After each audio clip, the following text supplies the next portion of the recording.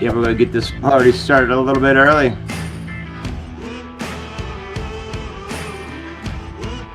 We're going to be talking Chase Young. I love it. I love it. We're going to be talking some Danielle Hunter. Yes, sir. Shoot, we might even throw out a little rumor about Saquon Barkley going to Chicago just because they can afford him. Why not? True. Very true.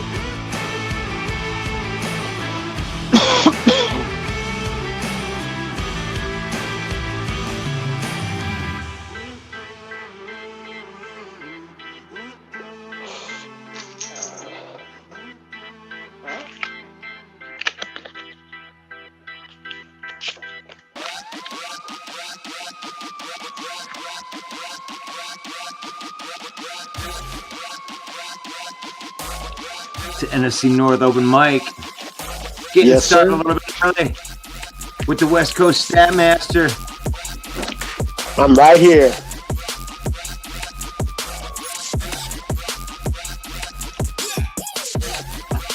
I love having that background that they can actually listen to us talk, man.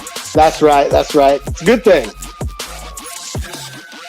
We can kind of set it up a little bit, right? Yeah. Set us up for success.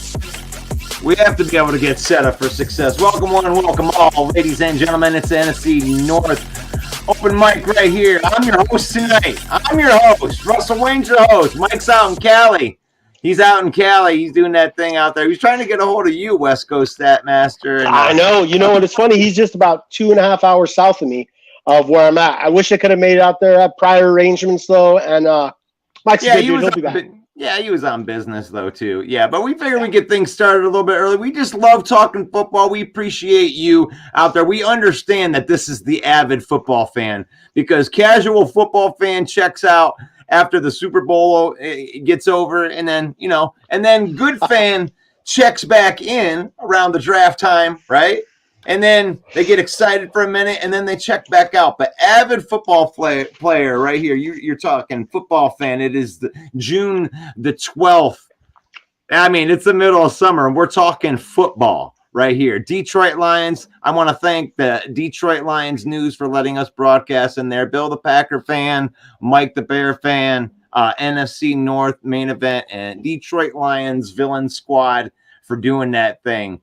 And, man, are you excited about this Detroit Lions season? Give me some love right here. West Coast Stat Master, Greg Ross. Absolutely, man. Look, I threw on my 1996 Mitchell and Ness throwback Barry Sanders jersey.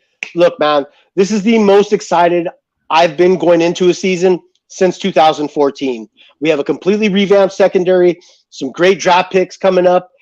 I don't know what else to tell Detroit Lions fans. If you're on that wait and see approach, I get it. Part of that, we've never had success. I get that. But look, we are looking good. We showed it in the second half of last year. And, it's only getting better from here. Right. And here's the thing is like Las Vegas does not pay for, wait and see type of things right there. They put those odds out there for, way in advance.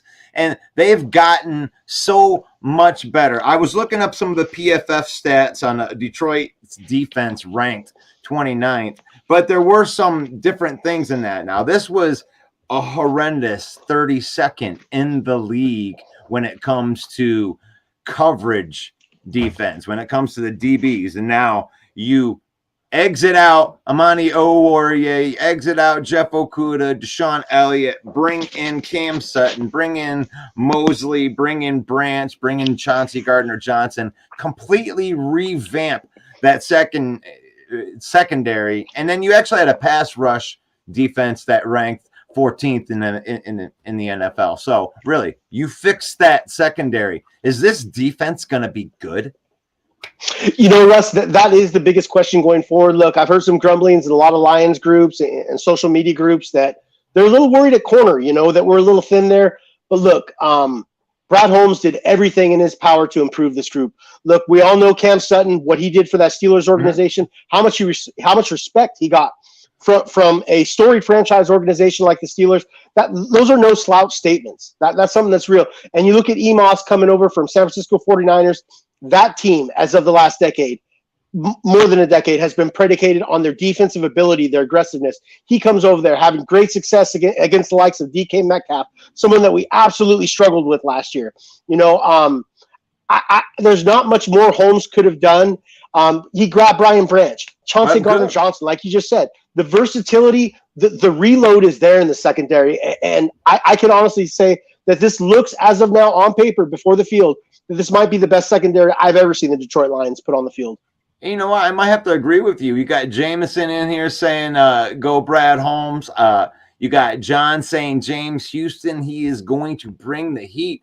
I mean, Brad Holmes is finding these guys in the late rounds that are contributing, because I honestly believe they thought this was 2024 when they were like, okay, we're going to make this plan. We're going to compete by 2024. Give me a couple years. Well, they arrived a year early, and this is a Super Bowl contending roster right here, whether you want to be a homer or whether you don't want to be a homer, in my opinion. So glad to see that, glad to be here. Go Pack, go. Evan Hooper's in there. I mean, how you feeling about your team? We're going to get to the Pack here in a little bit when we bring on the rest of the guys from the North, but we figure we jump right in here in the Detroit Lions news and do a little Lions homering, because I do believe that we're going to be really good. And that secondary has been completely revamped. I mean, Cam Sutton is a solid quality defensive back. He would be on any one of the 32 teams that is out there because of his smarts.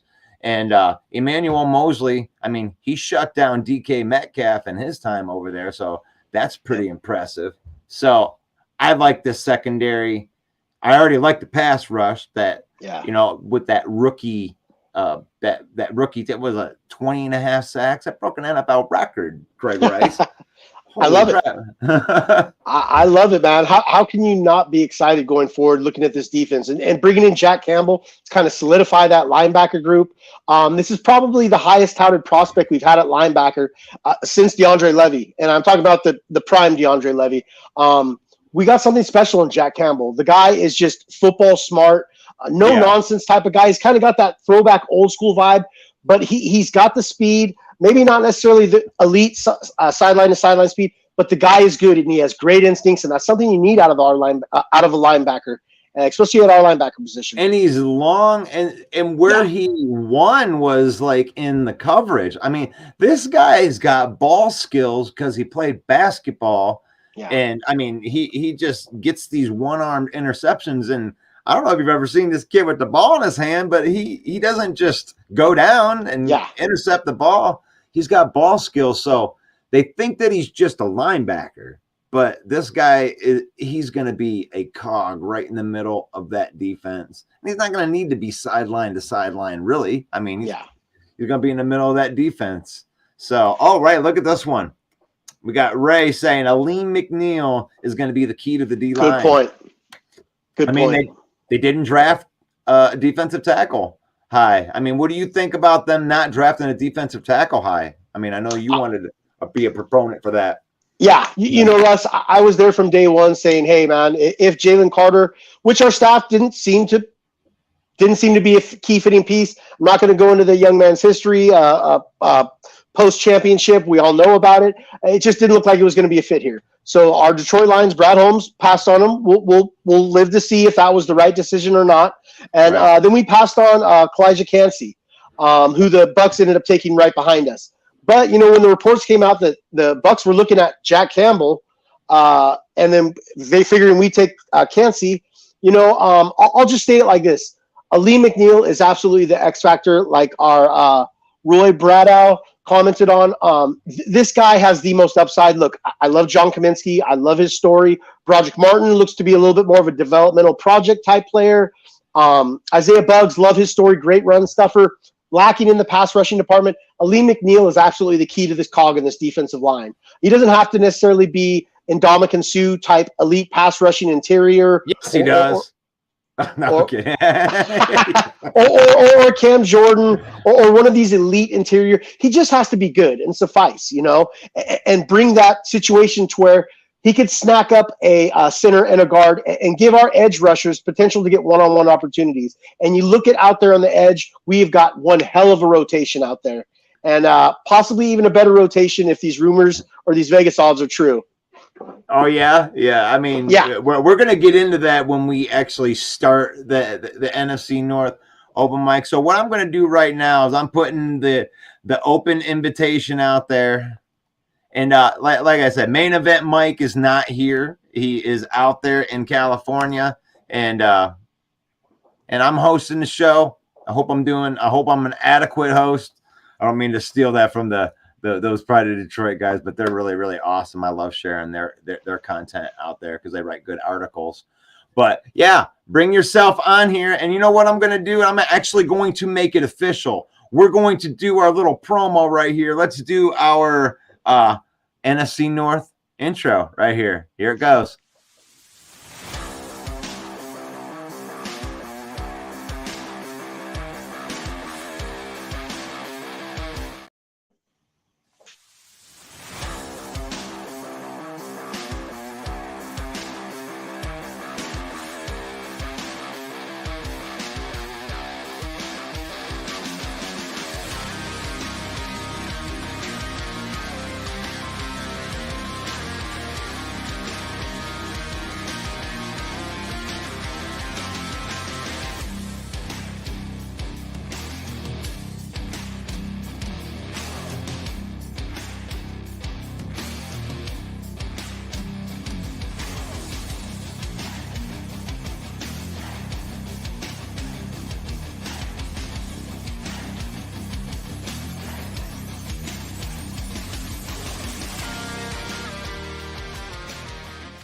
There you go. There's that brand new intro right there. I thought, I was proud of that. I was proud of that right there, especially the Panay Sewell catch right there. Yeah.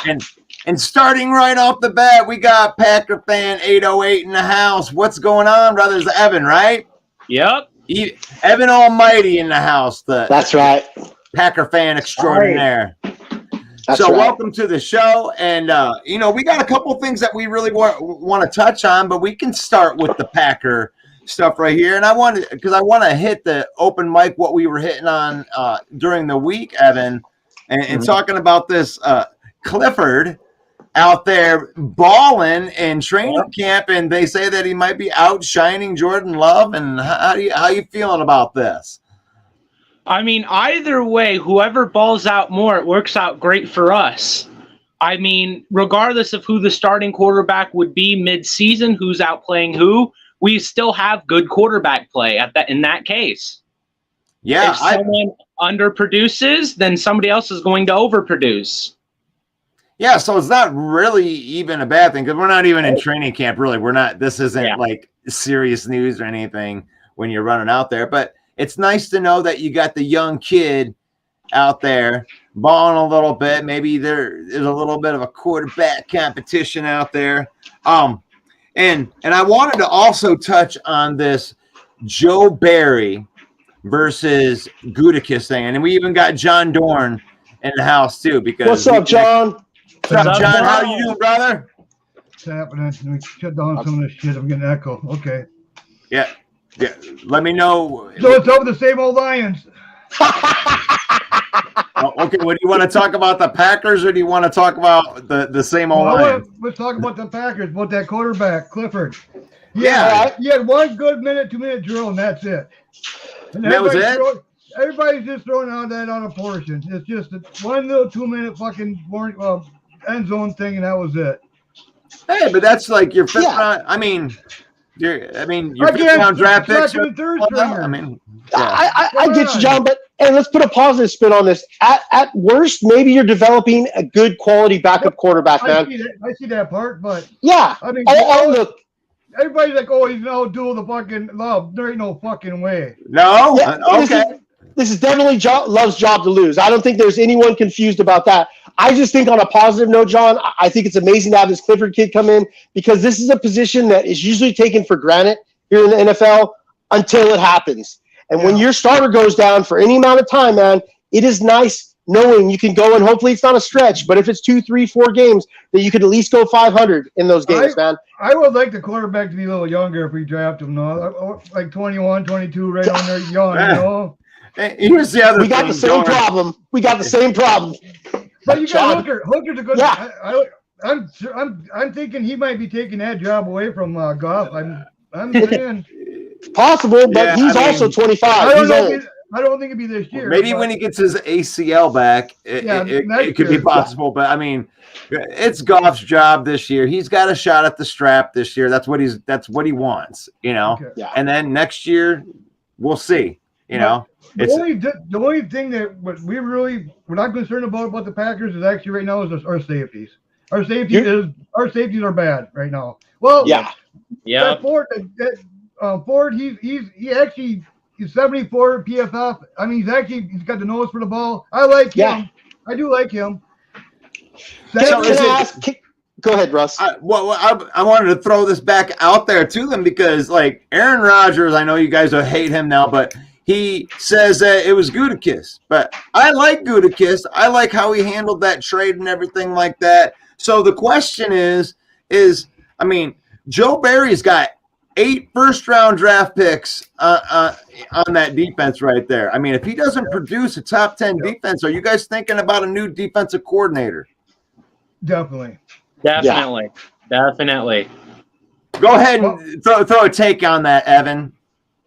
I think that if he does not produce with 8 good first-round draft picks on defense, then we definitely need a new coordinator because people are doing better with less first-round talent on defense, which is it's not a good thing. Yeah. So last year, you guys were 21st overall as far as the PFF ranking goes. But you do have you were 12th in the league in coverage. So you do have a good secondary, but you guys were 25th against the run, and you've invested a ton of capital onto that defensive line. You know what I heard today? Actually, what's that? Okay, since the floor's been in for being a coach, our defense against the run was always ranked like 31st against the run. Yeah. This year, if you notice, in our drafts, we went out and got a lot of front. You know, we got a lot of passes. We got a few pass rushers and interior lines on that. So hopefully our run defense will get better. It has to get better. I mean, it's definitely has to go. Our back half, we're not worried about that. I think our safeties, I think we could have had Branch. We could have easily had Branch. We knew you guys were going to take him. I knew Goodwin probably knew that. Yeah. For some reason, we didn't like Branch. I don't know what it was. I'm kind of up and I think Branch is a pretty decent player. You know, I think he can't cover worth a shit, but I think otherwise, other than else, he's damn good. Yeah. You know, he can tackle. He's got speed. He's got, but I mean. Well, Brian Branch was a badass in every stretch of the imagination. He was. I mean, I don't know where the evidence was that he was bad in coverage. He was the best safety in a nation. Well, he was adequate in coverage, Russ. A friend of ours, a mutual friend of ours, Walter Stringer, put out a good point on this. Detroit Lions Ave. You guys can check him out there too. So he compared him to a Jamal Adams type player with more adequate coverage skills. It's still a lot to be desired in terms of coverage, but where Brian Branch is good at is he's got a nose for the ball and shutting down the run. He's one of the best at doing that. His versatility is very key, and that's something that I think me and you, Russ, we know that was a huge emphasis for Brad Holmes this year between bringing him and Chauncey Gardner-Johnson in, was just bringing in that versatility. You've got our nose for balls too. Yeah. We got two ball hawkers. You definitely don't want Brian Branch covering like somebody's number 1 wide receiver or something like that. But I think that he's more of a slot guy. You know, he's really good at stepping up and stopping the run when they say so. Just don't throw him Musgrave. But here's the good thing for the Lions. There's this really cool thing called depth. He's not going to have to do anything because there's a couple of really, really good safeties that are going to be there. That's something the Lion. I mean, really, depth. That's like that's a weird thing. When does this happen? What is this thing they call depth? They keep saying it. You guys really good. Okay, me, you guys bring up Sutton. Yeah, I think he's a one-hit wonder. Yeah, he's been in the league for so long. He only had one good year. That was last year. His PFF was like 71 overall. I mean, he has to prove it another year. You know what I mean? To make say, okay, he is good. You know what I mean? He's been He's been in the league for what? 7 years now? 6 years now? Who? Not Sutton. Sutton has been in the league for 4 years. Right. Yeah, this was the first contract off of his rookie deal, wasn't it? Yeah, this is his first contract off his rookie deal. I do believe, John, I get what you're saying. So his first year, he wasn't really needed as a starter. Yeah. The Steelers at that time had great depth at corner. His second, third years, he was kind of getting worked in. The third year, you could see it coming out at the end of the season. That's a little bit better. I've seen that. Yeah, last year he was much better. His PFF was like 63 last year, and then this year it jumped up to 71. Okay. He's an undersized dude. He's like one of those guys that like he wasn't given a chance because you wouldn't think that he would be a prototypical guy, but he just kind of stepped in and who's your corner two then? Is it Jacobs or for the beginning of the year or? Honestly, I think we have 3 corner twos. Yeah. Honestly, I think Sutton is a good 2. I think Mosley's a good 2. I think Jacobs is a good 2. You can't lie on Mosley though. He's intertone and. Well, we'll see what happens, John. We're keeping our fingers crossed for health this year, man. So, yes, Dorn, if everything goes wrong and every one of those guys, one breaks his ACL, the other one's injury prone, the other one doesn't make it because, he slipped in the shower. Yes, I understand our team is going to suck if everybody gets injured. We love you, John. But here you go, John. So will your team. You guys love a bunch of ACL tears. You guys, how many players on your team just had ACL tears in the past couple years? I don't even remember. I've lost count. A lot of them. Well, right now, I heard this. This is straight in via, the Detroit Lions office that it is a prerequisite to even be considered for a Lions position that you had to have had an ACL surgery. That's what I'm saying. That's how we operate here, John. Good. Yeah, it's good. So, what have we got next, Russ? I don't even know how we got onto. We were talking about the Green Bay Packers. How many years I was going to go right to the Lions, the same old fucking Lions. They had a football season last year. Hey, you can clown us all you know what? We deserve all of it. Yeah, until you prove, until you win something, then I'll say okay. Then I'll bow down and say okay. All right. You ready for this? I'm going to tell you about all of the great history that the Lions have had in the Super Bowl era. You ready?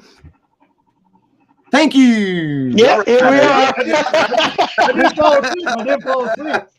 Yeah. So, I mean, we don't have anything there, but all we have is a hope and a dream, and we've been smoking the hopium. Can we Justin Fields or something? Can we just do that? No. Where's Jamez at? He was supposed to be on here, Russ. Did we get the link out to the group? Let's see. I mean, I thought I put it into everywhere we are streaming, which I'll tell you that right now. We are streaming into Bill the Packer Fans page, Bill the Packer Fans YouTube. We are also streaming into Detroit Lions Villain Squad, NFC North main event, Detroit Lions news. Thank you guys for giving us a platform so we can start yakety in the month of June about football. Let's go. Anyway, what was I doing again? What was I supposed to go to? Oh, you were talking about Justin Fields sucks or something like that. So 100% assurance that was not what we were talking about, John, but it's a valiant effort. You said you can hardly hear John. I don't know if you could get a little bit closer to your mic. I mean, I can hear you just fine. Actually, I wanted to turn you down, but it's all good. So we were talking about. We were going to call out Jamez. That's right, Jamez. Well, most of the Viking fans are in witness protection because they know that their team is going to be garbage. Man. I mean, they're going to be the bottom of the NFC North. You're talking about 0-6. They're not going to win an NFC North game. I don't think they will either, Russ. Do you want to talk? Are we going to touch on the Danielle Hunter thing? Well, I wanted to get them in here, but we can talk about that. I mean, nobody wants to play for you guys. How about that? Skull. Yeah, skull. Yeah. Oh, boy. It's Norwegian for cheers. Yeah. That's what skull means. Yeah. Somebody see if I can't get this. Toilet bowl. Yeah. So, Mike Florio actually agrees with John Dorn about last year being a fluke for the Lions. So, Yeah, Mike Florio is a John Dorn fan, I think. There we go. There we go. You guys prove something, you know. I get it, John. Look, we've got to prove something, man. And this year, I don't want, unless golf goes down, I don't want any excuses from our Lions. Another thing we talked about on this show, John, is the Lions cannot get off to a slow start this year. Yep. We have two tough opening opponents, obviously in Kansas City. Another under the radar team, well, not really under the radar team. They're a playoff team last year in the Seattle Seahawks, who just acquired Zach Charbonnet, Devin Bush. They brought back Bobby Wagner, and they brought in JSN. And these are two tough opening games for our Lions. So one thing about KC though, I mean, the first game, you could go in there and just knock them out. You could. I mean, we could. You don't know. You don't know. I expect it because, and I want to throw this question out there because we're in the Detroit Lions news group now. I want you guys to answer this question: if the Lions lose this game, Week 1 to the Kansas City Chiefs, are you going to be out there being like, oh my God, they tried so hard. It was so valiant the way that they almost won. Like, or are you done with this? I mean, this team's supposed to compete. We have to beat good teams like this. So are you not going to give them a pass? Like I am not going to give them a pass. You got to win this game. All this hype, you got to go in there and you got to knock out the champ while their heads turn the other way. Even if you lose, at least be competitive. You know, don't. Yeah. At least be competitive in the game. I'm kind of more center balanced, like John was just alluding to. Look, we need a good game. We're opening the season of the NFL. Let's be real here with the Detroit Lions. We don't get this opportunity many times. For us to go out there and lay a skunk or just this is the type of stuff that doesn't get us on television. The league blessed us with the ability to open up the schedule for the league this year. I think the Lions got to go out there, in my opinion, Russ. I'm somewhat in that in-between crowd. I won't completely fall off the ship. I'm not scared of KC. I think we present some good matchup problems for them, but I also understand that they have the best quarterback on planet Earth, already, in my opinion, a top 5 player all time in Patrick Mahomes. This guy you could play an immaculate game against, Russ, and we've talked about this before. Mistake-free football, do everything right, and still lose because this kid is that talented. Their teams been put together for. I mean, they've been together for the longest time. Sure. You guys are still piecing things together yet. Yeah.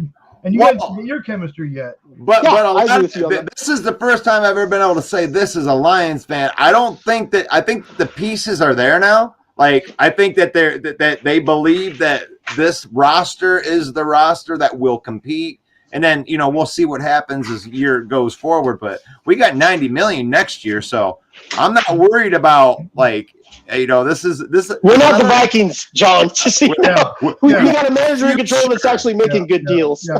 No, we haven't done it yet, but this is the year to prove it. This is the year. Like you got to win a playoff game. You got to win the NFC North. You've never won the NFC North. Detroit Lion fan. I want to hear from you. The weakest part I see in the Lions is the interior line. Good point, John. And that's something that we just talked about before you jumped on is our interior defensive line. So, look, we got a third-year player coming up in Lee McNeil who's good, who's flashed. Yep. He just hasn't quite necessarily been the piece that we quite need, but we're thinking he can get there. The man turned a lot of body fat into muscle this year. He's fitting more into that prototypical 4-3 defensive tackle rather than the 3-4 nose tackle that we drafted him for out of the 0-1 tech. We have big hopes from this year, and he's a huge X factor for us. As our run defense last year was actually worse than your guys. And, and I know you understand getting frustrated by run defense, John and Evan. There's nothing more embarrassing than watching a team progressively just run the ball down your throat with impunity. Yeah. It's a crappy feeling. It saps the morale out of you. It makes for a slow game. And you just kind of sit there between biting your nails and scratching your head like, is this what it's all about? Yeah, I do got to say, though, I think you guys definitely have a shot at beating KC first week because Kansas City is notorious for always having a slow start. Right. Yeah. Slow start. Last year they lost to the Colts. I think it was week 3. Yeah. You're absolutely right on that. Yeah. So good call out, Evan. Of course have a chance, but you guys also last year had a slow start. Yep. Agreed. So you got to get off. You got to either go off sprinting or you're going to get stuck in the mud. I agree with you wholeheartedly, Evan. And I want to thank you for touching that, being a fan from outside of the Lions fan base and being respectable within the NFC North. Look, man, there's no Lions fan alive that knows more than I do, and Russ here, that a slow start cannot and will not be tolerated. I'm telling you this, we got a strong opening schedule between KC, Seattle, Atlanta, who to me has obviously the best rushing attack in the league. If our run defense has not stepped up, we're going to be eaten alive by Algier, Bijan Robinson, and Cordell Patterson. And then we got the Packers, and that's never an easy game for us. A very competitive game. We have to at least break 2-2 somehow within those games. I'll take a loss to the Packers. I'll take any combination. I'll take a lot, but we have to start 2-2. We cannot get off to a 1-4, 1-5 start. Even as up in the air as this division is, that is just not a recipe for success. It's not sustainable. It ain't gonna happen. I mean, you know what the record is of the teams that actually start, and they start 0-2. I mean, what is it like 20%? I think last time I checked, it was if you start 0-2, you have a 13% chance of making the playoffs. It's ridiculous. Okay. What happens if you guys start slow again? Does Campbell come? There'll be. I'm going to be honest with you. I mean, you got answers. There'll be some questions about, is Dan Campbell the guy going forward? Look, I'll be the first to tell you, man. When we were at 1-6, and Russ can attribute to this, I had some heavy questions for Dan Campbell. Why aren't we letting Ben Johnson just kind of? There was a point where I was calling for AG and Dan Campbell's head. But, we turned things around, so I'm willing to give Campbell the benefit of the doubt. I will lose faith if we get off to a slow start, though. I mean, you got to keep him around no matter what, because, I mean, he does motivate that team, man. You know what I mean? Yeah. Either way, you're going off the promise of last year where you're riding on this 8-2 thing, and that doesn't translate to the next year. It never translates to the next year. It's a completely brand new thing that's going on right here. And I think it's a positive thing if you're a Lions fan. Even if you're a Chicago fan, man, you should expect to be better. But I don't know. I watched Jamez yesterday, and he was live in the NFC North, the huddle, and he was all kinds of confident down in there, man. Shots fired, Jamez. Did I sound off or did I sound off? You sound like you play on left, I think. Hey, no, you know what's crazy? I was really just trying to address the million tag I was getting. I figured if I did a little quick dig, that maybe that would answer a few questions because I get tagged about the same shit. I will say this right now, man, with the Minnesota Vikings. The thing is, what Kwesi is doing, and this is one thing I'm finally glad that Ziggy will finally drop this nuts. And dude, this dude Kwesi, man, he's over here running this thing like death row, man, like Suge Knight, man. Listen, hey, it's gonna hey, he's running this shit like Suge Knight, man, and hey, hopefully it pans out. And I see what the goal is, but I'm gonna tell you right now, even though he's gonna be able to keep a competitive team together, if he doesn't at least get. If he lets Daniil Hunter go, or because they said there's a team interested, if he lets Daniil Hunter go, I'm going to start to believe that the shit Paul Merkel is saying is true, and that he's probably just trying to buy himself some more time, man. Maybe this motherfucker sabotaging some shit just so he can say, well, you know what? You guys knew it was going to take a couple years for me to get this together because look at everybody we let go. No, you let them go, motherfucker. And Jamez does not smoke crack, but he does smoke some of the finest green that you could ever have in your Oh, Robert Big Head. Yeah. It's the stickiest of the icky. Yeah, he thinks the Lions are going to go 8-9. I don't think that we're going to regress. He was being nice. Come on, he was being nice. We go 8-9, heads are rolling. Yeah. No, you're right. I got the Lions. They with the roster the Lions have, and as long as Dan Campbell doesn't fuck this off, the Lions should have no more than 6 losses. No more than 6 losses. I agree with that. So we've been waiting for Jamez to get on here because I got a little bit of the stats here because Hunter's kind of, he's missing the mini cap, and I just kind of want the fan base to understand what that actually means, right? Really, they're running around in shorts, and he's losing about $16,000 a day for every day that he doesn't show up to mini camp, and that's what it is. I thought it was more than that. $14.5 million is what he is owed. He has 71 total sacks in his career. He's been a beast for you guys. He's been very healthy, other than him getting injured, but he's been a very solid Last dude. year he was. Yeah, he was healthy. He injured 1 year. He played 16 games, like 3 years in a row. Then he was injured, and then he played all the games last year at 10.5 sacks. Man, I mean, you're looking to extend him and make him happy, right, and keep him on the team? You would think so. Now, this is the interesting thing about Danielle Hunter. The Vikings now for sure have the money to pay him. Now with the live wire like Quezzy, man, you just don't you just never know. This is what I'll say about Danielle Hunter, man. I'm hoping he's on the roster for this year. I'm hoping. Now, see, this is the thing with him. I'm thinking an extension, but nothing too crazy, man. He probably wants something big. I'm thinking 2 years, man. 2 years at the money he wants, with an injury clause in there. And, with some little bonus incentives and shit like that. Of course, all the edge rushers want that, if he gets a certain amount of sacks. No, he is a beast, man. The production has kind of failed since the injury, but, man, you can't argue, man. 10.5 sacks, 12 tackles for loss. That's not easy to find, man. One thing I can say about Hunter is that no matter, even though he can't get to the quarterback as much as he used to, he's still strong enough, and we know for a fact he has the ability to get off of his block and make some kind of play. Oh my God! He had 10.5 sacks on a very bad defense. I'd be like, I would think about building around that guy, man. Yeah. Man had almost 45 pressures. I'm gonna tell you right now, though. Hey, I'll tell you this right now. If that interested team were to be coming with something with like a second rounder or something, man, that kind of hey, man, that kind of changes things for me, man. I'm not gonna lie. Pass rusher is a premium in the NFL. I wouldn't be surprised if you could get a 2 or a 3 out of 100. That's what I'm saying. That's man. literally your best defensive player. How many picks do you think you'll get for JJ? JJ's gonna be here. JJ's gonna be here for the next 5 or 6 years. But if we're speaking hypothetically, man, I'm pretty sure I could get a boatload for him right now. John and Jamez, if you don't mind me chipping in on this. If you don't mind me chipping in on this real quick, I think personally, John, that Danielle Hunter is going to be gone. I think all this money that this is all going to go into JJ next year. They're trying to do a competitive rebuild.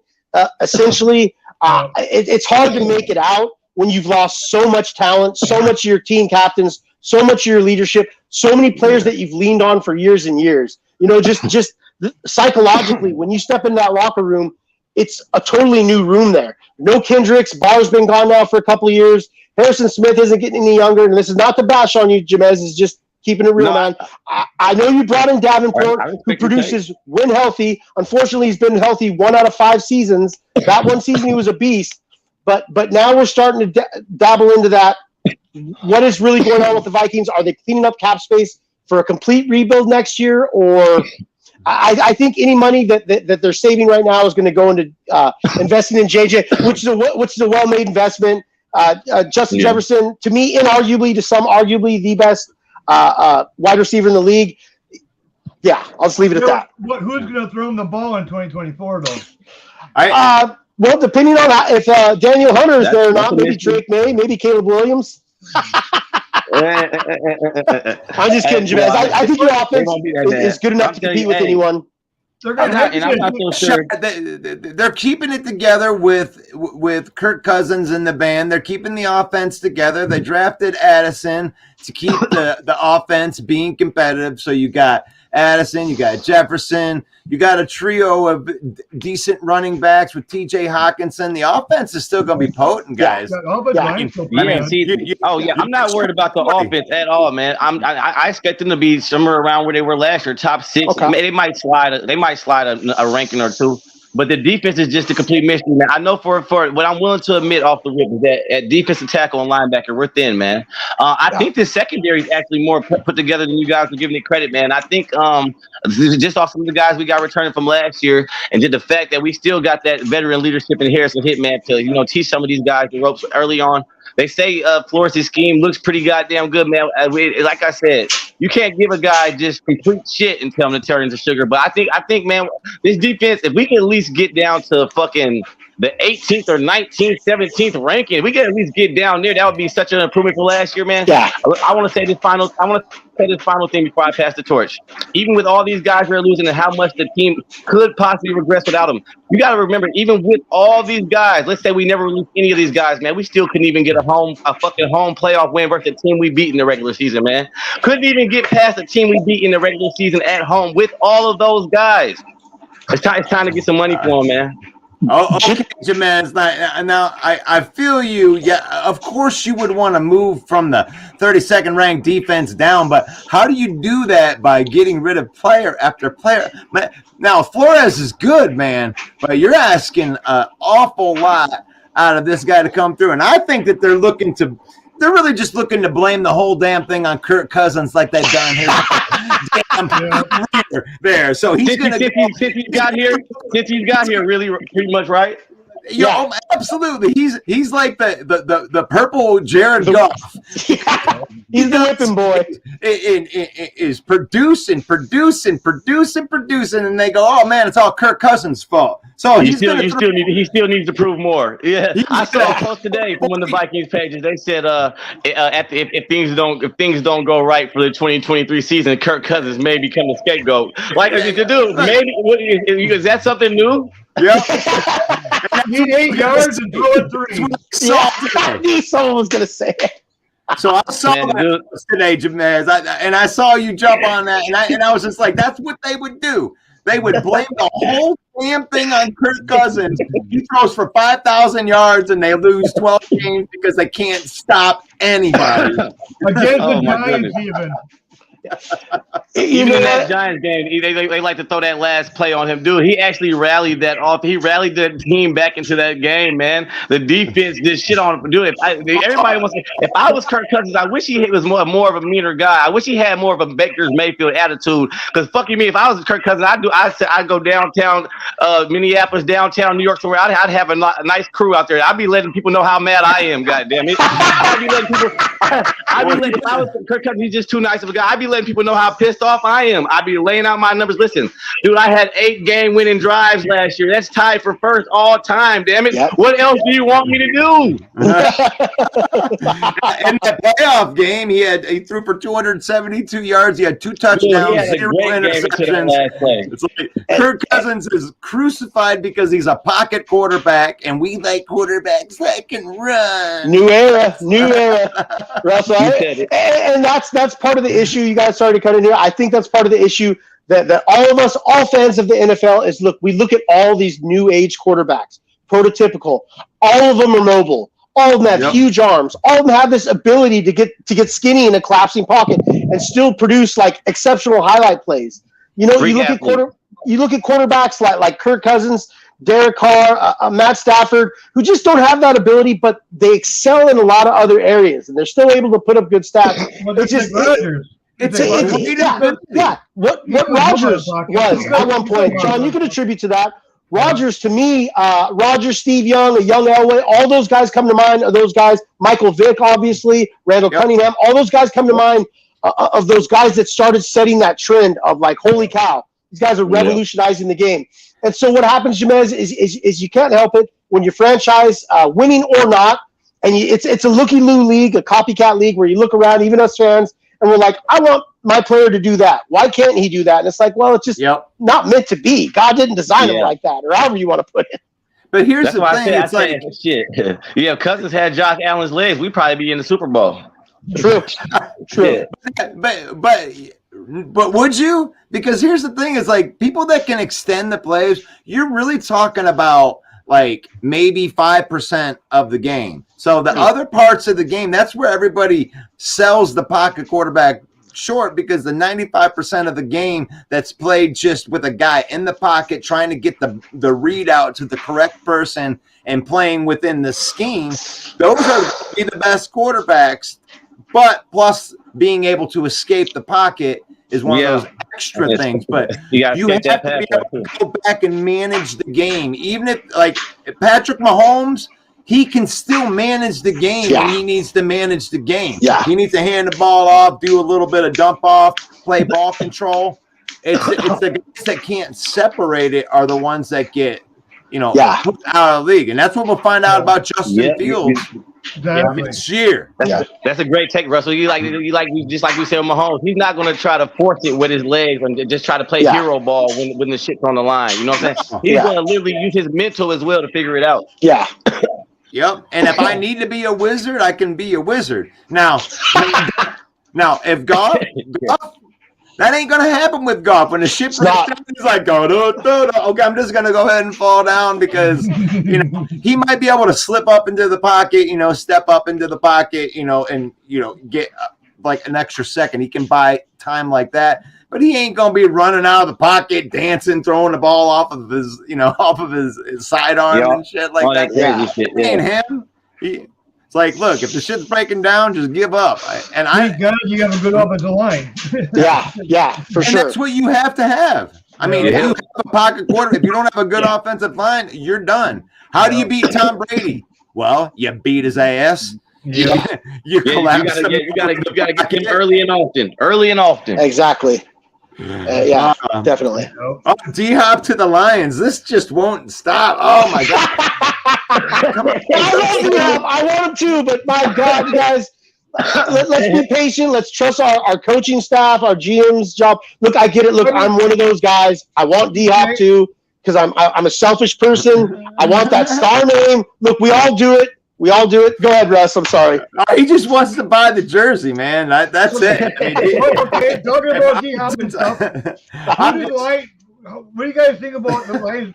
The Lions have really a deep threat, really, right now, with Jameis being suspended.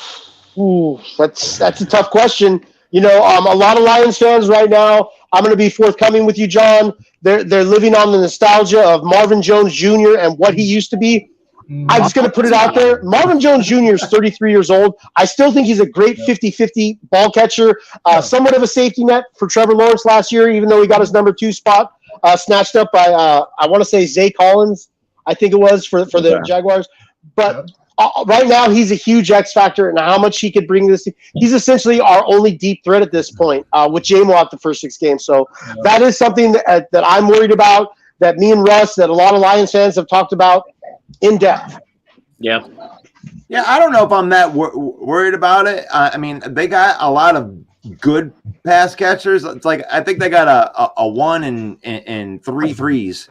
Like, I mean, they don't really have a bona fide number 2 wide receiver right now without J-Mo, but you can spread that around. You got 3 decent tight ends. You got running backs you can throw the ball to. They said that Jahmyr Gibbs was lining up at every position: the X, the Y, the Z, the slot. We're going to need that. No, are you concerned about J-Mo's not even? I heard his route running was great. He's not having connections with Goff. I mean, I think what's happening right there is, Dorn, you're only reading the one article that suits your that suits your dilemma.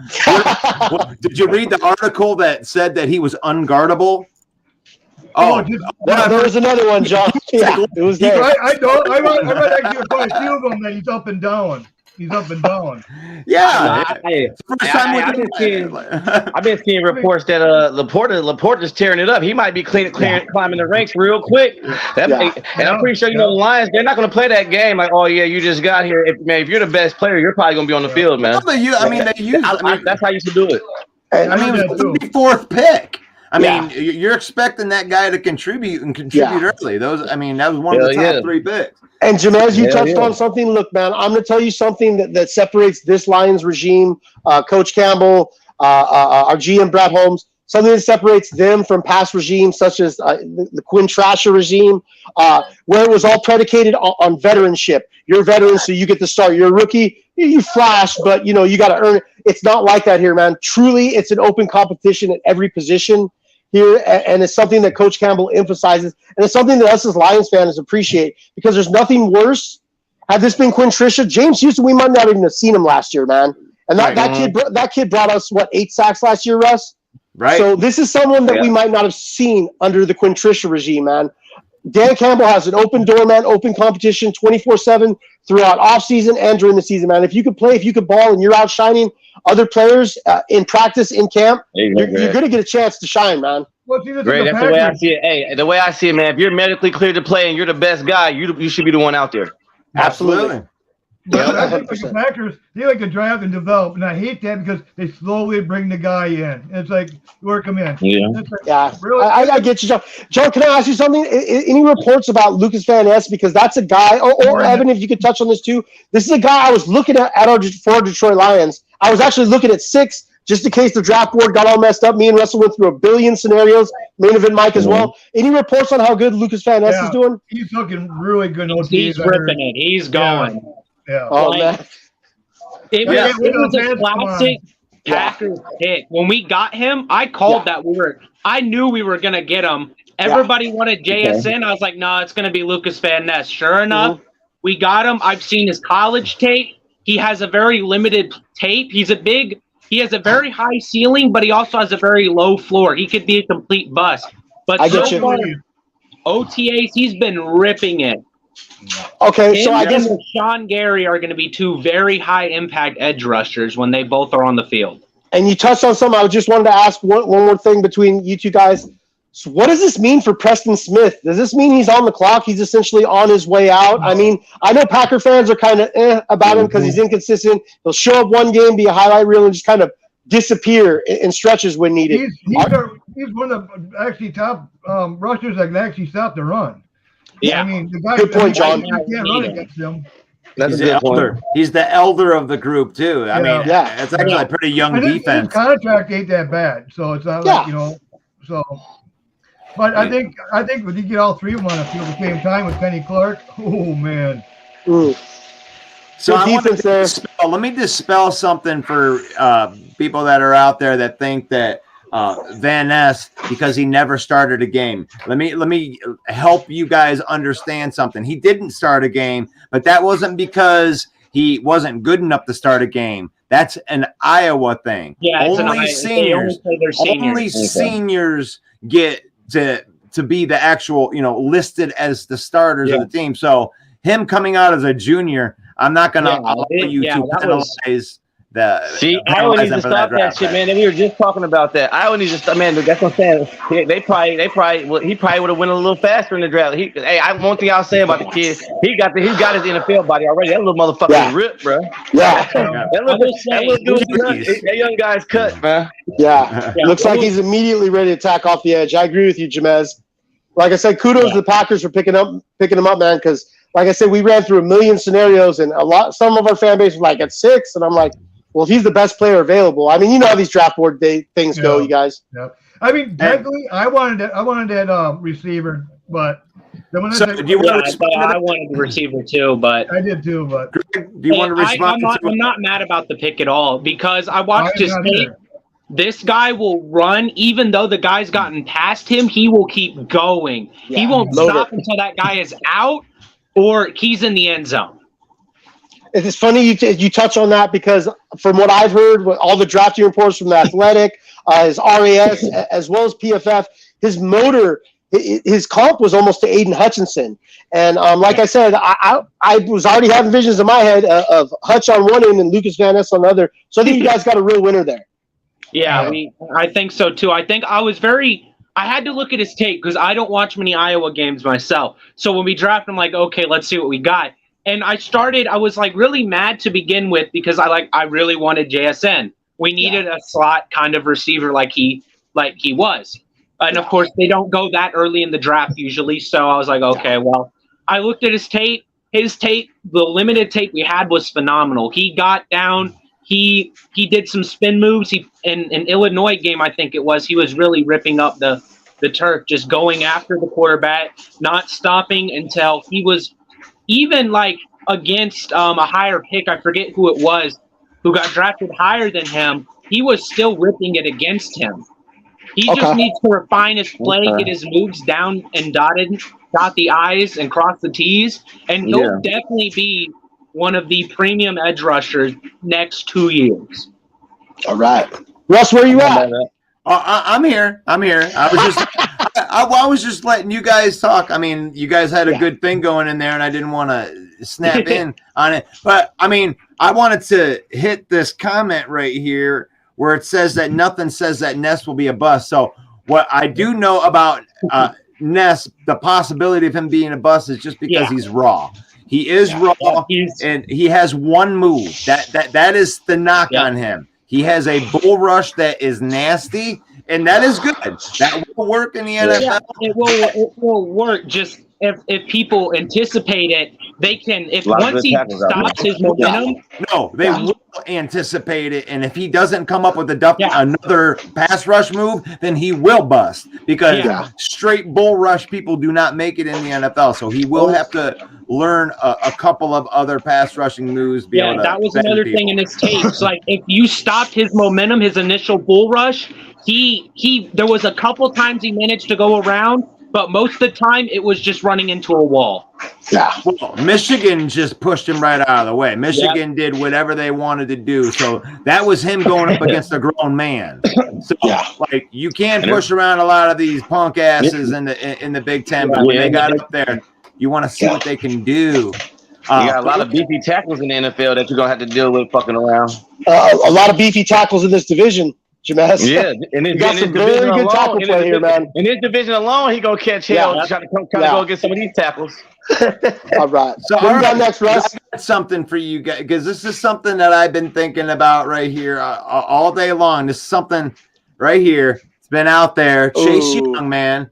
I mean, all four teams in the NFC North really honestly could benefit from having a guy like Chase Young and going after him. He streams the Lions. It streams the Lions because he likes fucking picking injured fucking prone players. He's a shoo-in. He's going to be a Lion, right?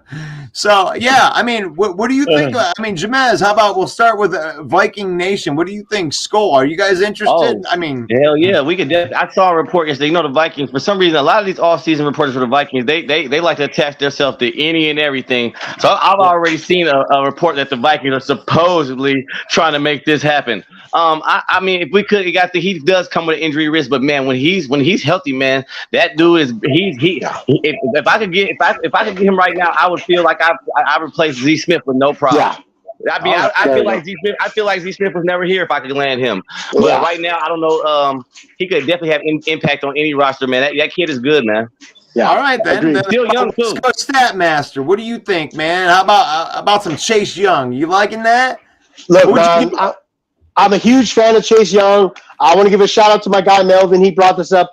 Dude's been injured 22 games the last 3 years, and it makes absolute sense to not want to trade a third rounder.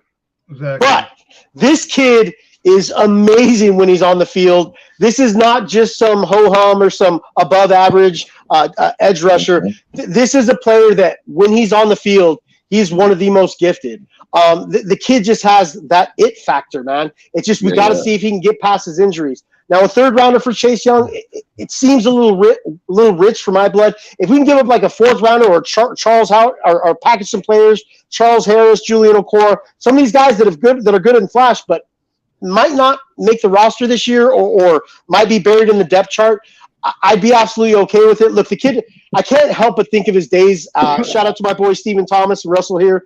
When he was at The Ohio State, the kid was an absolute one-man wrecking machine. I mean, wow. The kid's got it. The question is what do you want to give up for that?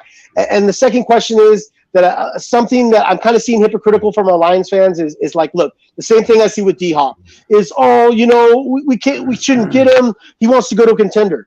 Well, here's my thing, Lions fans, is are we a contender or are we not? Are we trying to be one of those top-tier teams or are we just – it's a gamble, and I understand gambles like these make or break GMs. I don't think it'll have that effect on Brad Holmes. Obviously NFL.com back-to-back top 5 draft classes. This type of move won't make or break. And this goes for DeAndre Hopkins or Chase Young, assigning or trading like that. So it just depends on where you stand with it. So you would be good with it. How about that? Absolutely. So let's go out to the Cheesy Nation, the evil cheesy empire right here. What about you guys? You guys seem like you're pretty set. Yeah, we don't need a guy like him. No. Okay. We don't have the money. Plus, we don't have. Well, we do have the money, but we don't have the money for him. I get you, John. I think what's going to happen this year, we're going to go with the guys we got. It's going to be like a leveling stick of where we're at the end of the season, and then we'll say, okay, this is what we need. This is what we need for the off season. This is what we're going to get. Right. I respect that breakdown. How about you, Evan? You think I have to agree. We really don't need them. We need to keep to our youth movement. Yeah. Of course, the head office will never really pick up guys in free agency for picks. They always love to develop their own players, have their own style of team, and that's how it's always been. I love stuff like that, but it's still like money wise. I get you. All right, now I have to chime in. I've let y'all go in this, and I got, with all due respect to you, Greg, I get it. I cannot believe that you would give Romeo Okwara and Charles Harris. This guy right here has bust written all over him, and I'm from the Buckeyes. Hey, Stephen Thomas, do not go get this guy. He's had 9 sacks in his entire career. He won Defensive Rookie of the Year at 7.5 sacks. You want to give up Romeo Okwara, who in the same year had 10 sacks. And I know, Russ. Harris had 7.5 sacks in that same year. So you want to give both of those guys and draft capital to I mean, you know, Russ, look, and sometimes I'm a sucker for big names, man. Look, I will say this. I'm Chase Young, slappy. Look, Chase Young is a big name, and that's part of our Lions get down from sucking for so many years is we're attracted to these big names. I might be getting suckered into this one. I just feel that Chase Young has a higher ceiling, but like I said, it's the reward versus risk factor. If this kid were to go down early in the season, this would have potentially like dire consequences on any real sort of like movement towards being a respectable team. Sure. So I agree. And then you have 2 guys that are proven that know the defense, that already know what time it is, that are willing to pay cuts to stay with you. I know. I'm crying. Don't mind me. Pay cut. We're going to trade both your asses for this guy that wants all the money. Yeah, I hovered it up there. My bad. You know you ain't coming cheap. Hey, but we for sure not think. So if you're out there and you're either on Mike the Bear fan, Bill the Packer fans page, or if you're on Detroit Lions Villain Squad, NFC North Main Event, or any of the YouTubes, let me know what you think out there. I mean, is that crazy to trade a couple of pass rushers? Do you want Chase Young on your team? What are you willing to give up for him? I'm hoping that Lions do it. Thanks, John. Yeah, I always appreciate your support. Yeah. We love your support of our bad decisions throughout the years. It's totally a Patricia thing to do. Yeah. It would be like the Lions are sending their first and their second round pick for next year for Chase Young. Oh God, that would hurt. 3 and 14. Yeah. Oh, Melvin never makes sense. I don't know. Maybe Melvin's a little over the top. Hey, I know those guys. What's up, Bear Down Breakdown? Hope all is well. Hey, you guys be fighting in that NFC North the huddle, man. You guys go out there. If you want good smack talk, you want to get into some like heated arguments where they might even talk about your mama or something like that. Melvin's just a big troll, just like everybody else is. Troll Dorn? John is like Lord of Trolls. I got a draft that says Fields is garbage, same old Lions. You got a crown thrown under that bridge, John. I see you on those groups, man. Hey, God, you sure know one when you see one, don't you? Where are great, man. fans at? Go Pack, go. Go Packers, go beat Dome Stadium teams like Lions. Okay. All right. Okay.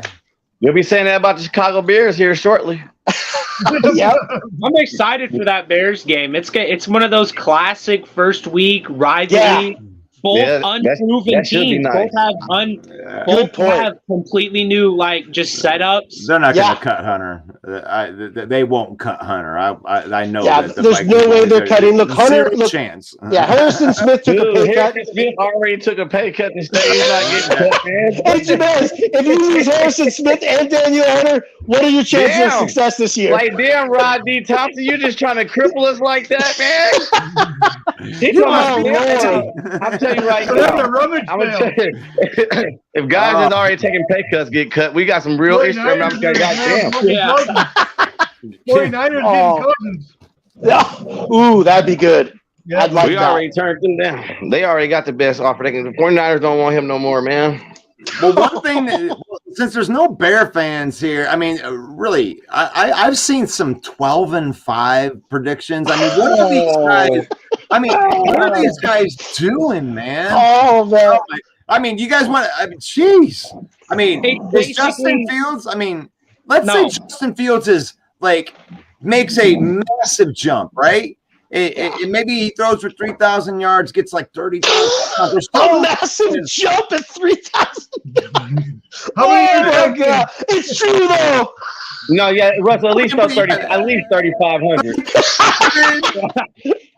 4,000. Even if let's say he throws for 4,000 yards. No, don't say that. He'd be the first in Bears history. But, I mean, even if defense isn't good enough.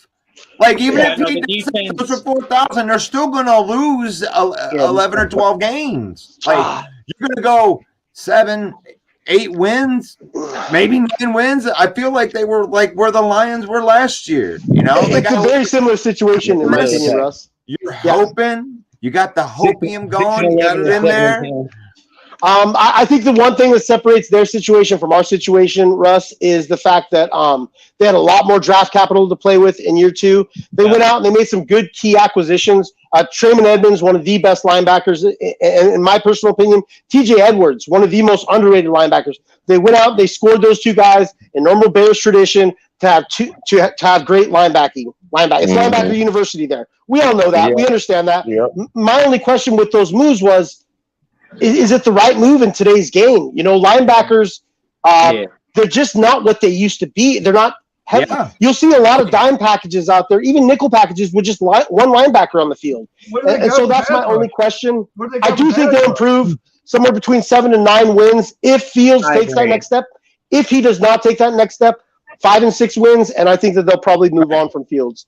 Right, and they got the capital to do it. Like, I mean, I would say if I'm a Bear fan, I would say like 7 wins. I'm feeling good. I feel good about the progression. We were 3 wins last year. We were dog shit. We couldn't do anything. If I win 7, 8 games, I'm feeling pretty good about that progression. And these guys you're going from 3 to 12 wins. I mean, and you know, Russ. Look, man. It's impossible. It's not impossible. It's not. And you know, look, in a world or social media world where we see that 95% of Bears fans are just fucking living way out of reality, somewhere out in fantasy land, there is that 5% that are a little bit more realistic. Mike Carrico, my boy Mike Reese from Bear Down Breakdown there. I've had some good talks. Jason Mellardino. These guys are a little bit more realistic with their expectations, you know, and they'll be the first to tell you that, hey, expectations this year are 7 to 9 wins. You know, they've all seen Adam Rank's 12-win prediction. They're not feeling that. I think quadrupling your win total in one season sounds great. I just don't think it's feasible. Obviously, if you're a 3-win team, you're lacking in talent. So, but I'm not going to completely write off Justin Fields yet. He has a lot more to do, but he did flash at times last year. My gosh, he can run. I mean, if he plays off of the run, the pass, and he can play people against, you know, what they're trying to do, he'll be good. As soon as he gets any little pressure, he freaks out. And John, he's gonna have to work on that. And you know, the Bears fans that I've spoken to, that I have a mutual respect for, man, they understand that he needs to get his pocket awareness unlocked. That first feeling of flight every time that pocket starts collapsing, that's got to end. He's got to show that he can get it done in the pocket. Jordan Love, he can sit in that pocket. He'll have a guy right in his face, and he'll fucking still do that ball. Yeah. He looked good versus the Eagles last year. I'll give you that, John. I've been one of the fans here who's, you know, one of your opposing divisional rivalry fans who's not completely written off Jordan Love. I'll say this. I don't know what we have in him yet, but I think the kid definitely has a chance, at least as much as a chance as Justin Fields. At least. Yeah, we hear as a Packers fan about Jordan Love, a lot of the Kansas City game that popped up when the preseason against Kansas City, the game we lost, it was a preseason game. It didn't really matter, but it really came down. That was regular season when Aaron Rodgers couldn't go. Oh, right. It was like, and it came down to our kicker missing a lot of kicks, if you watched it. Our kicker was not hitting the field goals. It should have been an overtime game. Is this Mason Crosby? Crossbar. But you guys are talking about preseason, right? No, this is the regular season a couple years ago. I got mixed up. I got mixed up. It was like mid-season when that happened, Yeah. But Kansas blitzed the shit out of him, and he still stayed in that pocket and still delivered. All that's they a good did, thing. Kansas City kept rushing him. All they did was rush, and he still had some plays, but with a whole new offense with Devontae Adams gone. Sorry, I blanked there. It like even Rodgers was having problems with the offense because it was all rookies. Yeah, I agree. I'll give you that. I think Adams made fucking Rodgers.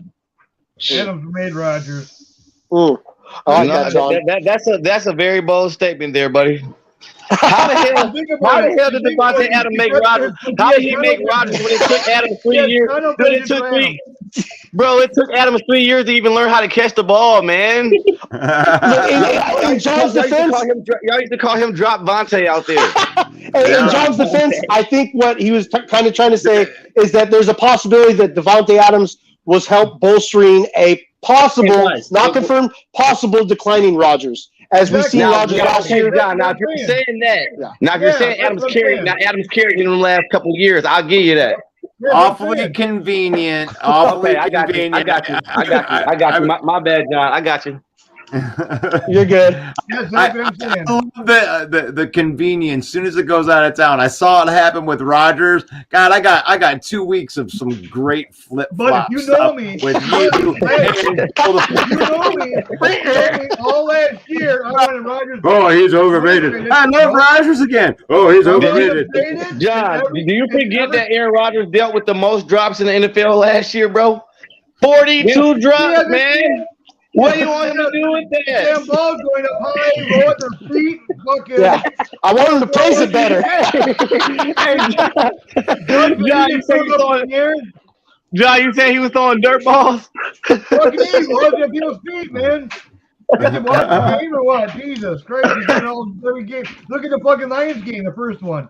He just God, that was bad. I've never seen Aaron Rodgers play that bad in my life. Yeah, I've never seen him do that. God, that was bad. That goal line. That game, I wanted him on there. I wanted Jordan Love and that. Jordan Love to take over. Well, Daniel there, he rolls his eyes. That must be one of the realistic. Daniel's cool. What's up, Daniel? Hope all's well, brother.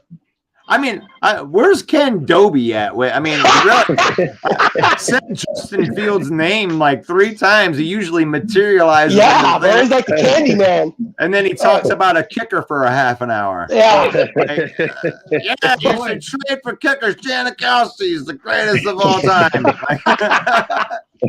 What's up, Ken? Ken Doby from the, Mike the Bear fan.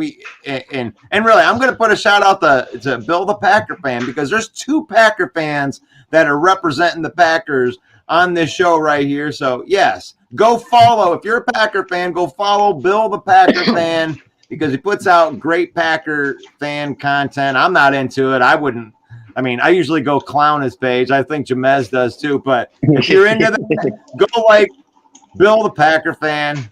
We got Detroit Lion News. Thank you guys for letting us broadcast in there. I mean, technically we're supposed to stop, but I love talking football. Yeah, and go ahead and throw a question into the comments. I ain't got nothing to do here for a minute right here, so I ain't planning on setting this thing down yet. But NFC North Open Mic every single Monday, 7 p.m. Eastern time.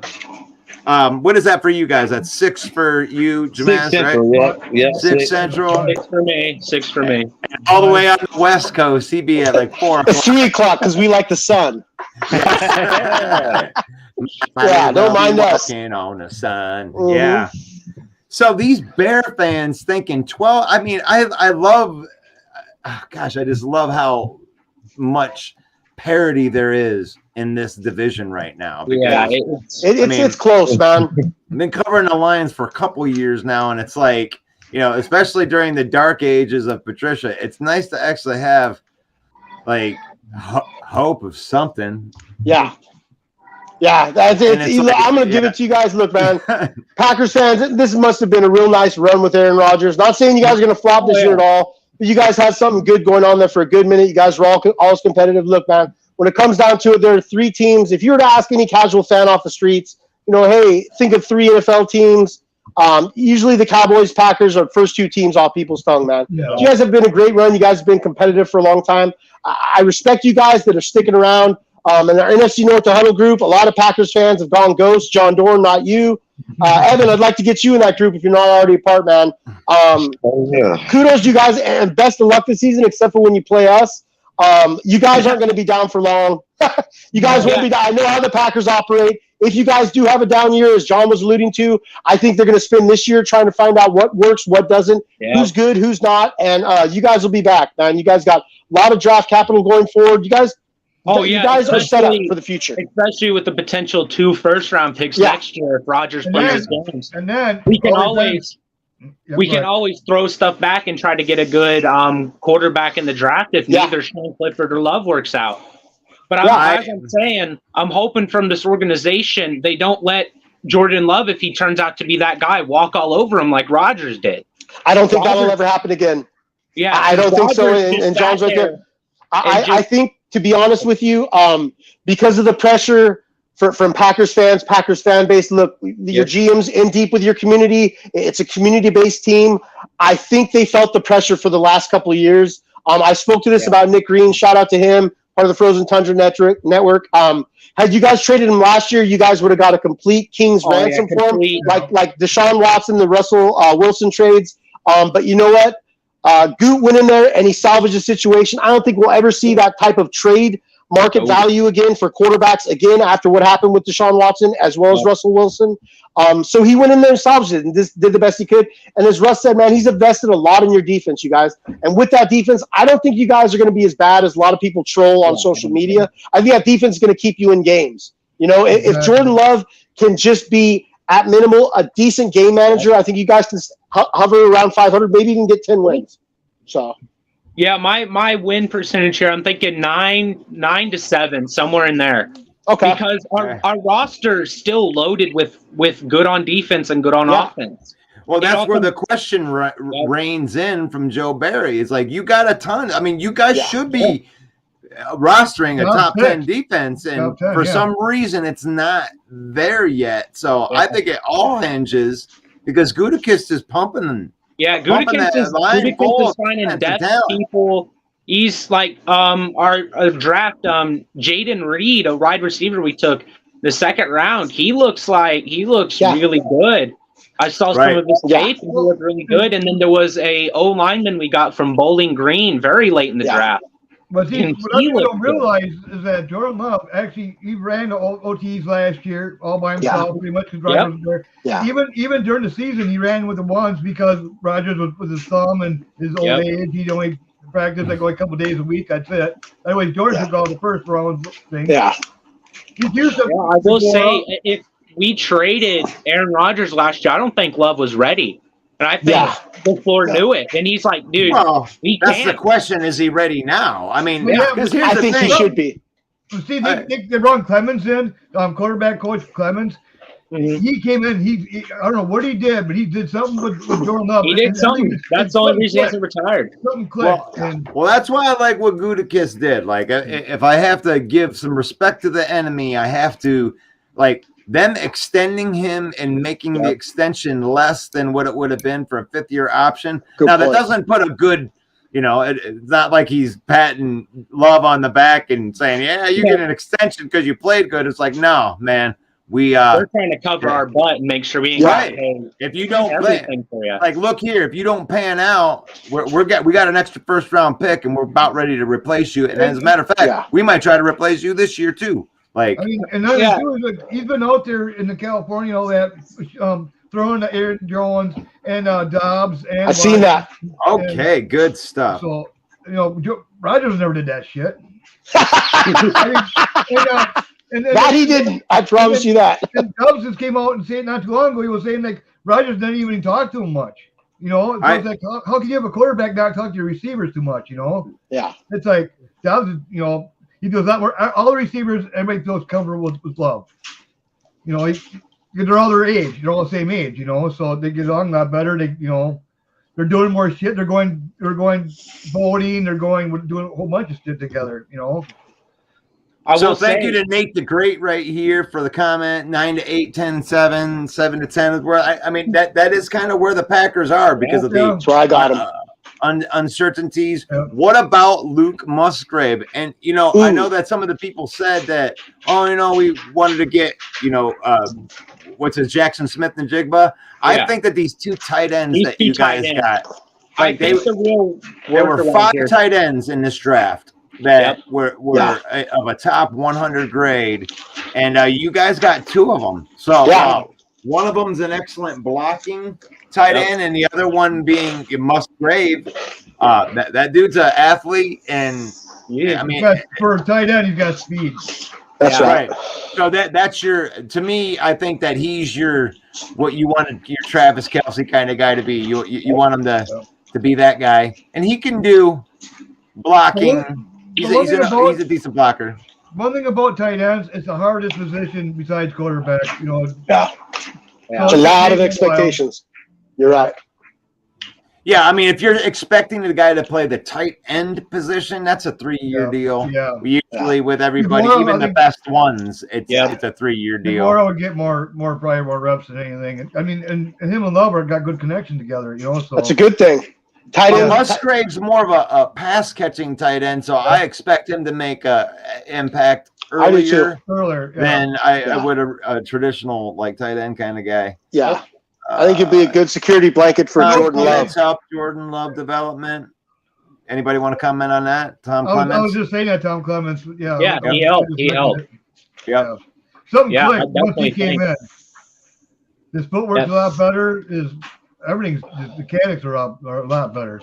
Yeah. Oh yeah, no, his motion's getting more refined. It's going. Yeah. I will say our schedule right now, looking at it, is probably the best situation we could have gotten, and it's a very easy start. There is no Kansas City, Eagles. It goes Bears, Falcons, Saints, and then we finally have a competitive game, high competitive stakes against the Lions. Yeah. So it's a real start. It's a real start that could get you ready and going. Those Bears think they're going to whoop you week 1, don't you? I mean, they have a home field advantage, but home field isn't everything when your field sucks. Soldier Field. Are they moving out to Arlington still? What's going on there? NFL. I'm sorry, Bears fans, but it's I don't know what they were thinking. We seen the pictures last offseason. That field is horrendous. It's the main event after hours. I don't think they're going to be able to stop A.J. Dillon and fucking. Last call. Yeah, no, A.J. Dillon's one of the best secondary running backs. One of the best duos is Aaron Jones and A.J. Dillon. Yep, Heavy on Packers said that he was the best backup running back. He's the best. Wow. So, hey, we done, Russ? We good? Hey, you want to call it? I'm good. I mean, yeah. I'm happy. I just want to thank everyone for tuning in. Detroit Lions News, NFC North main event 365, Villain Squad main event. You call it, Russ. I don't know all this stuff off the top of my head. Right. So, well, I get to look at it right here. So, yeah, we are streaming live in the Detroit Lions Villain Squad NFC North main event. Mike, the Bear fan, representing Bear Down. We got Go Pack Go with Bill, the Packer fan. Detroit Lions News. Thank you, Joe Chapp, for extending and calling out and letting us stream into your platform and letting us get out there. Please go out and follow the page, man. We're trying to get this thing up. Our other page got deleted, and I ain't even going to go into all the BS with that. But we love you guys. We're hoping that you guys tune in next week. I'm going to be live every single morning, 11 a.m. this week, talking a little bit of that football, NFC North stuff. God bless you guys. One pride. One pride. Go back, go. Same old Lions. Go.